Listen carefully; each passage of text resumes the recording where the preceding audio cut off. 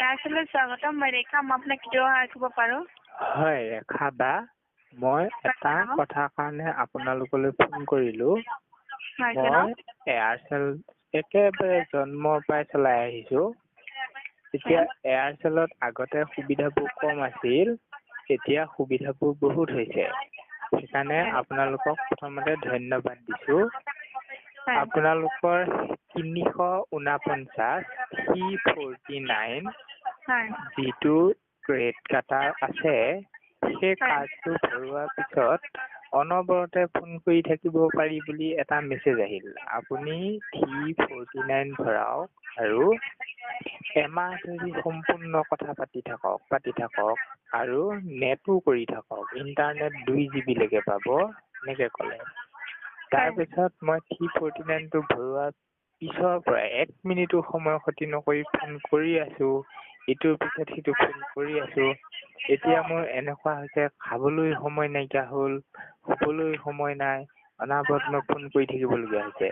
এতিয়া সেই 349টো ভৰাই লৈ অসুবিধাটো কি পাইছে স্যাৰ? ভালকে জনাই দিয়ক। আপুনি ডাইৰেক্টলি কৈ দিয়ক, ইমানখিনি ক'ব নালাগে। আপোনাৰ অসুবিধাটো কি পাইছে? তাকে মই অসুবিধাটো ক'বলৈ গৈ আছোঁ, নহ'লে আপুনি বুজি নাপাব। প্ৰথমৰ পৰা যদি মই নকওঁ, আপুনি কেনেকে বুজিব?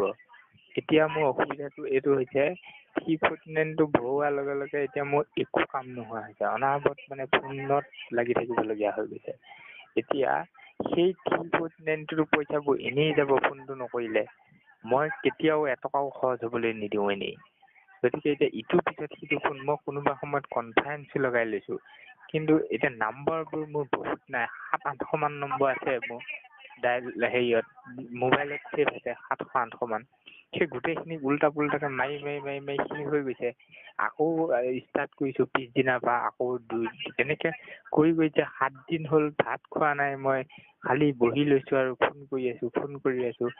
এতিয়া মোৰ প্ৰব্লেমটো হৈছে কি, এতিয়া ভোকো লাগিছে, শুব পৰা নাই, খাব পৰা নাই। 349টো মই এতিয়া যদি ফোনটো নকৰোঁ। 349ৰ পেকটোৰ বিষয়ে জানিব বিচাৰিছে নে আপোনাৰ কিবা বেলেগ বিষয়ে জানিব বিচাৰিছে আপুনি? 349 মই কৈ আছোঁ, প্ৰথমৰ পৰাই মই কৈ আছোঁ যে 349টো ভৰোৱাৰ পৰা মই এইটো প্ৰব্লেম। 349 পাইছে, ৰিচাৰ্জ কৰিছে হয়। তো আপুনি যদি কৈছে স্যাৰ, ডিটেইলছটো আপুনি জনাই দিছে ঠিকে হয়, কিন্তু আপুনি অসুবিধাটো কি পাইছে? অসুবিধাটো মোৰ এইটোৱে হৈছে, মই একো কাম বন কৰিব নোৱাৰা হৈছোঁ 349টো ভৰোৱাৰ পিছত।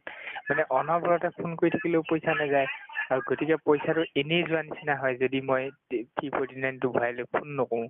গতিকে ফোন কৰি থাকিবলগীয়া হৈছে। তেতিয়াহ'লে কল কৰি থাকক স্যাৰ আপুনি। মই তাকেই কৈছোঁ, মই কল একেবাৰে ক্ষতি কৰা নাই, 1 মিনিটো ক্ষতি কৰা নাই। এতিয়া যে আপোনালৈ কৈছোঁ, এইটো 198 একদম লগতে লগাইছোঁ। ইটো কাটিছোঁ আৰু 198 লগাইছোঁ, আপোনালোক কথাটো পাতিছোঁ। এইকণ সময় ক্ষতি হৈছে। এইকণ সময় ক্ষতি হৈছে যে 349ত নাথাকিলেও মই এইটো ফোন কৰিব পাৰিলোঁ হয়। 349টো এতিয়া এনেই পৰি আছে, পইচাটো মানে এনেই যোৱা দি যাব। গতিকে মই এতিয়া কি কৰা যায়? সেই পইচাটো কেনেকে মই উদ্ধাৰ কৰিম? আপুনি কল কৰিবৰ কাৰণে ৰিচাৰ্জ কৰিছে, কল কৰক আপুনি, ঠিক আছে?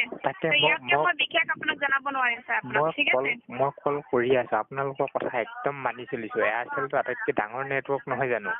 আপোনালোকৰ কথা মানিয়ে আমি এয়াৰচেল দিছোঁ। আপোনালোকে কথা দিলোঁ বুলিও কৈছে আগতে। গতিকে আপোনালোকৰ কথা দিছে, কথা ৰাখিছেও। এতিয়া মই কথাটো ৰাখিব পৰা নাই। আপোনালোকৰ কথাটো মনটো বৰ বেয়া লাগি গৈছে। আপোনালোকে কৈছে 349 ভৰাওক, গোটেই মাহটো কথা পাতক। শুনক, যিটো কৈছে আপুনি, তো কল কৰি থাকক। আপুনি 28 দিনৰ কাৰণে দিয়া হৈছে আপোনাক, কল কৰিব পাৰিব আপুনি, ঠিক আছে? তো কল কৰি আপুনি শেষ কৰিব লাগিব, সেইটো মই বিশেষকৈ আপোনাক জনাব নোৱাৰিম স্যাৰ। অনুগ্ৰহ কৰি আপুনি এইটো যদি জানিব বিচাৰিছে, কলটো সামৰি দিয়ক আপোনাৰ ফালৰ পৰা। আপোনালোকে 28 দিনৰ কাৰণে দিছে, এতিয়া মোৰ 7 দিন গৈছেহে। 7 দিনতে মই ভাত পানী নাখাই অৱস্থা শেষ হৈ গৈছে। আৰু মই কেনেকে অনুগ্ৰহ কৰি কলটো কাটি দিয়ক আপোনাৰ ফালৰ পৰা। কলটো কাটিলে এইটো প্ৰফেচনেল কল হয়। যদি আপুনি সেইটোৱে জনাব বিচাৰিছে, তেতিয়াহ'লে কলটো কাটি দিয়ক আপুনি। মই কলটো কাটি দিয়াত আপত্তি নাই, কিন্তু লগতে আকৌ এটা নম্বৰ মই ডাইল কৰিবই লাগিব। মই এতিয়া নম্বৰটো গোটেইখিনি নম্বৰ শেষ হৈ গ'ল, আৰু মানুহে মানে কলটো আমাৰ ফালৰ পৰা সামৰি দিব লগা হৈছে স্যাৰ। কাটি দিছে, কিন্তু মোৰ প্ৰব্লেমটো আপুনি কিয়